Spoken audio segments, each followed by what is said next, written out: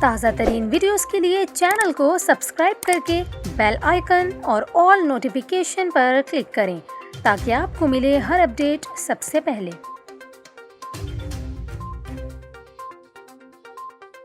اور ابھی آپ کو افسوسناک خبر دیں، کراچی کے علاقے سرجانی ٹاؤن میں ڈاکوؤں نے مزاحمت پر فائرنگ کر کے 2 بچوں کے باپ کو قتل کر دیا۔ پولیس کے مطابق سرجانی ٹاؤن کے گلشن شیراز میں امجد نامی نوجوان گھر کے قریب باہر بیٹھا تھا کہ موٹر سائیکل سوار ڈاکو اسلحے کے زور پر لوٹ مار کے لیے اس کے پاس آئے تو امجد نے ملزمان سے ہاتھا پائی کی۔ ملزمان اور امجد کے درمیان ہاتھا پائی اور گالم گلوچ ہوئی، جس کے بعد ملزمان مقتول کو گولی مار کر فرار ہو گئے۔ پولیس کو اہل خانہ نے بتایا کہ 4-5 مرتبہ گولیوں کی آواز آئی، تاہم پولیس کو جائے وقوع سے گولی کا ایک خول ملا ہے۔